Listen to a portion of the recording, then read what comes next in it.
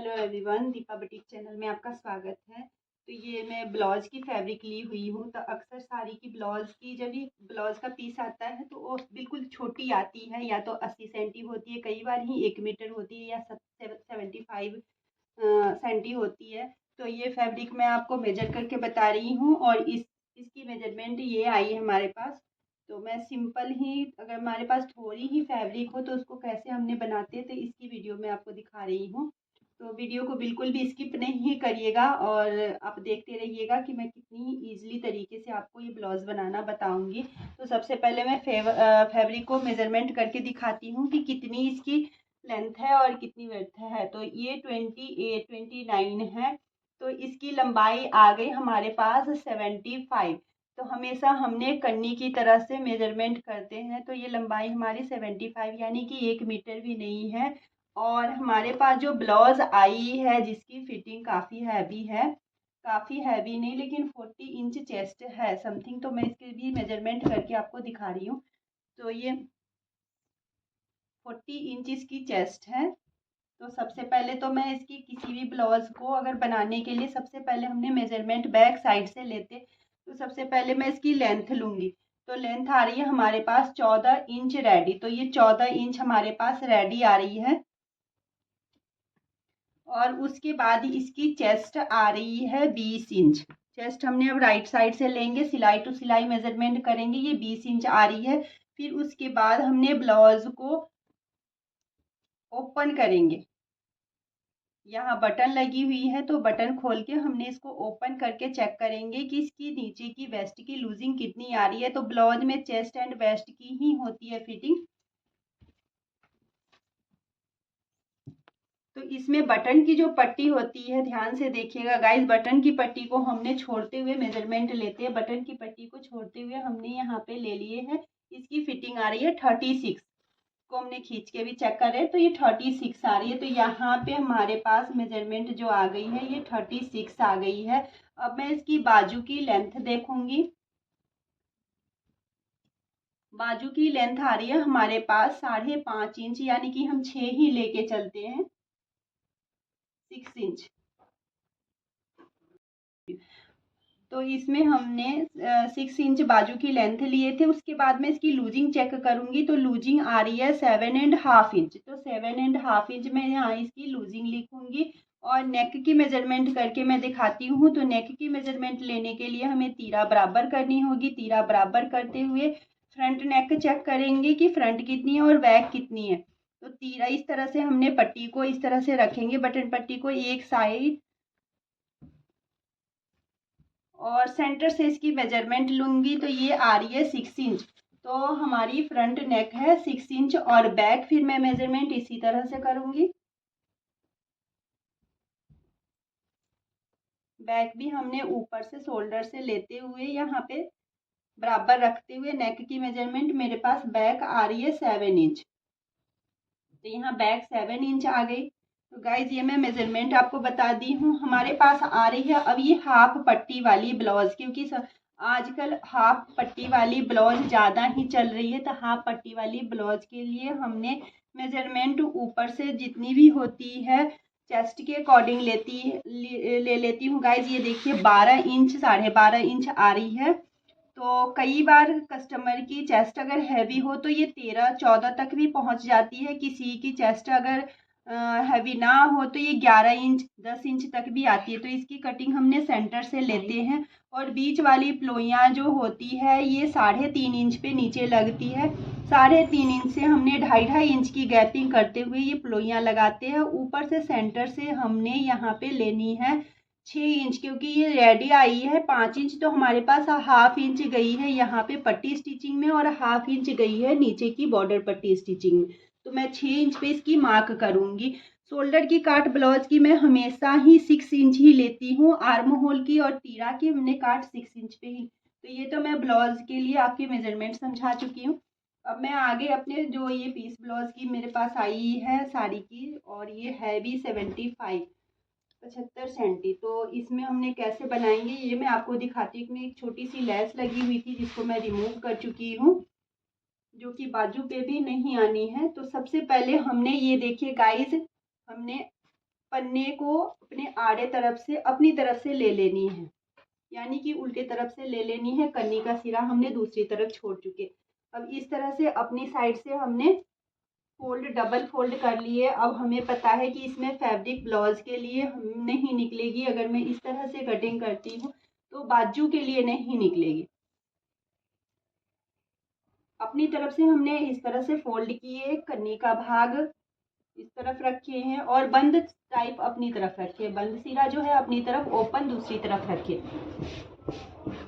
अब ये मैं बराबर कर ली हूँ। फैब्रिक को बराबर करने के बाद हमारे पास जो लेंथ आई थी गाइज वो 14 इंच रेडी आई थी। तो 14 इंच तो हमने स्टिचिंग का भाग 1 इंच प्लस करेंगे और इसको मैं गुम करूंगी। नीचे से जो फोल्ड मार्जिन होगा मैं एक्स्ट्रा नहीं लूंगी, ये अंदर में फोल्ड करूंगी।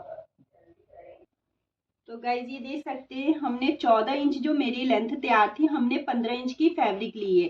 तो 15 इंच की फैब्रिक लेने के बाद मैं यहाँ पे जो तीरा ले रही हूँ वो 6.5 ले रही हूँ। हमेशा मैं 6 इंचेस लेती हूँ, लेकिन यहाँ पे 6.5 इसलिए ले रही हूँ कि ये फैब्रिक थोड़ी सी ऐसी है कि हम स्टिचिंग करेंगे तो ये धागा काफ़ी निकलेगी, तो ये वेस्ट भी हो सकती है उस वक्त, इसलिए हमने 1/2 इंच प्लस ले ली। अब यहाँ से मैंने 6 इंच सीधी, देखिएगा गाइज, राइट निशान लगा लिए। ये बैक की पल्ला है हमारे पास, ये बैक है। पहले मैं बैक की मेजरमेंट कर लेती हूँ, बैक में मार्क कर लेती हूँ। फिर ये 6 पे ही हमने चौरस डब्बी जैसा मार्क कर लिए। 3 इंच ऊपर से हमने डाउन लेनी है और 1.5 इंच की मैं यहाँ पे आर्म होल की कटाई के लिए शेप लगाएंगे और 3 इंच से जहां हमने मार्क किए वहीं से हमने गुलाई दे देनी है। ये बैक पल्ले की मार्क हो गई है। अब मैं यहाँ पे बता रही हूँ कि फ्रंट पल्ले की भी मार्क हमने इसी में लगा लेनी है।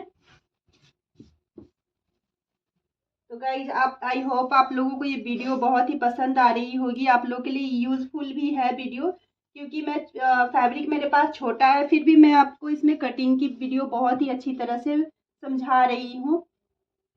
तो यहाँ पे हमने बैक की मार्क कर लेने के बाद फ्रंट वाले पल्ले पे आ गए। फ्रंट वाले पल्ले के लिए हमारे पास फैब्रिक जब यहाँ पे 14 इंच कस्टमर की रेडी आ रही है तो ये हाफ पट्टी वाली है। तो हाफ पट्टी वाली के लिए हमने यहाँ पे प्लस 3 इंचेस, 3 से हमने 4 इंच प्लस ले सकते हैं। ये गाइज अपने ऊपर है कि हम दबाव में कितना ले रहे हैं। हमारे पास फैब्रिक कम है तो हम यहाँ पे 3 इंच ही ले रहे हैं।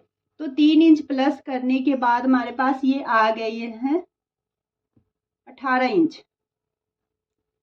18 इंच आ गई है। हम 18 इंच से सीधे ही मार्क कर लेंगे साइड की तरफ।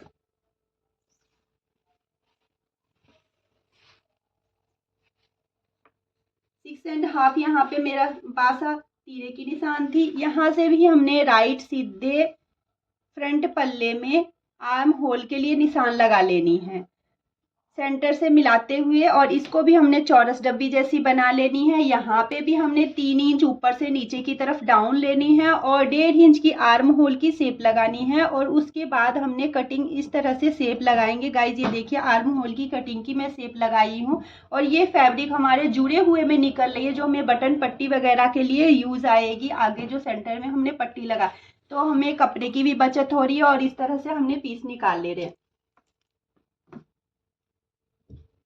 अब ये देखिए गाइज हमने अब ये जो निशान लगा चुके हैं आर्म होल की, हम यहाँ से सेंटर पल्ले को अब अलग कर लेंगे। लेकिन यहाँ पे हमने आर्म होल पे जो भी निशान लगाए इसको हमने जुड़े हुए निकालनी है। तो यहाँ मैं जुड़े हुए ये फैब्रिक निकाल रही हूँ ताकि ये भी मेरे यूज ही आ जाएगी।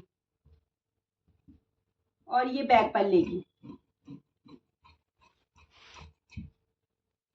तो ये देखिए गाइज ये भी 2 बड़े हुए पीस निकल आए हैं जिसको मैं यूज आराम से कर सकती हूँ।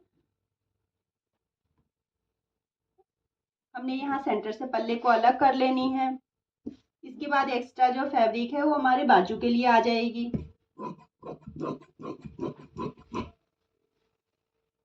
ये फैब्रिक मैं पूरी गाइज यूज कर ली हूँ क्योंकि 20 इंच अगर चेस्ट था तो हमने डबल करके हमने 2-2 इंच दोनों तरफ से प्लस किए हैं। तो मेरे पास 24 होनी चाहिए। तो जितनी भी एक्स्ट्रा थी मैं फैब्रिक पूरी ले ली हूँ।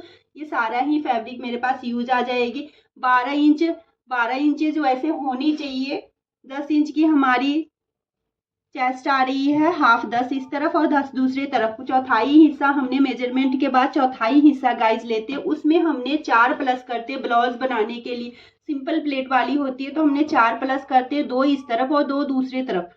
लेकिन यहाँ पे आ रही है हाफ पट्टी वाली ब्लाउज, तो हमारे पास फैब्रिक जैसे ही प्लेट उठेगी तो फैब्रिक ज़्यादा यूज होगी, तो उसके लिए हमारे पास जो भी फैब्रिक था, तो ये 14 इंच आ रही थी, मैं पूरी रख ली, इसमें कोई माइनस नहीं की हूँ गाइस। अब हमारे पास जो ये फ्रंट पल्ले की आर्म होल है, तो ये आप देख रहे हैं चौरस डब्बी जैसे, इसकी थोड़ी सी मैं शेप दे करके कटिंग करूंगी, क्योंकि यहाँ पे थोड़ी शेप पड़ती है तो इस आर्म होल में कोई झोल नहीं आता है, ये ध्यान देना बहुत ही जरूरी है।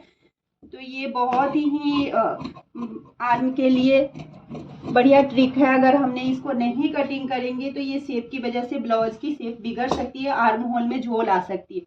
अब यहाँ पे हमने नेक के लिए 2.5 इंच लेते हैं, सभी के लिए गाइस हमने 2.5 इंच ही लेते हैं, 2.5 इंच। 6 इंचेस हमें रेडी करनी है, तो मैं 6 बिल्कुल राइट लूंगी, 6 ही लूंगी, क्योंकि स्टिचिंग के बाद भी ये 6 ही तैयार होगी, क्योंकि स्टिचिंग में भी हमें हाफ इंच पकड़ में आती है, तो ये 6 का 6 हाफ इंच अगर हमें यहाँ पकड़ में आती है तो हाफ इंच हमें तीरा जोड़ने में चली जाती है, तो 6 का 6 ही तैयार होगी ये। इसके बाद हमने इस तरह से गुलाई लेंगे और ये मैं फ्रंट नेक की कटिंग कर लूंगी।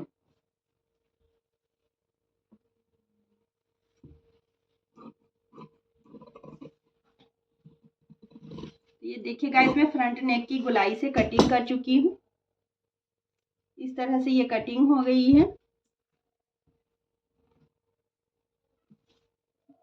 उसके बाद आ गए हमारे पास ये हाफ पट्टी बैक पल्ले के लिए, तो बैक पल्ले के ऊपर भी हमने 7 इंच की मार्क कर लेनी है नेक के लिए, और नेक हमने इस तरह से सीधी स्ट्रेट लगा लेनी है, यहाँ पे चौरस डब्बी की तरह बनाते हुए ऐसे गोलाई का शेप देंगे।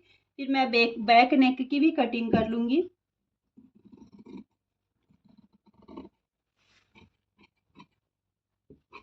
ये हमारी हो गई फ्रंट और बैक पल्ले की कटिंग। हमारे पास अब बाजू की फैब्रिक है, जो बाजू की फैब्रिक हमें बाजू रेडी करनी है 6 इंच, लेकिन गाइज ये 6 रेडी नहीं हो रही है, तो इसके लिए हमने एक्स्ट्रा प्लस नहीं लूंगी,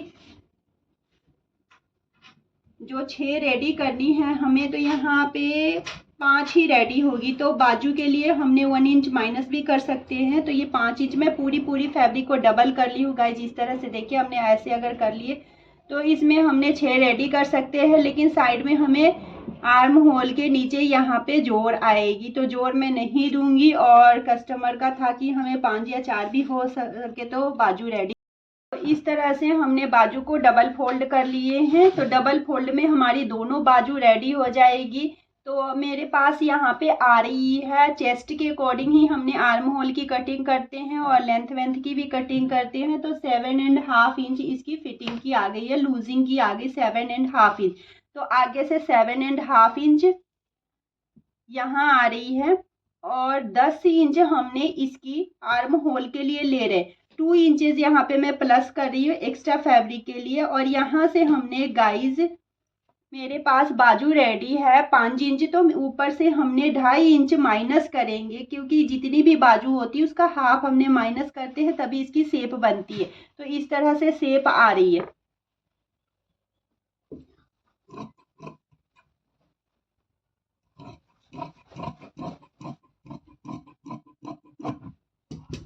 ये देखिए बाजू की कटिंग इस तरह से हो गई है।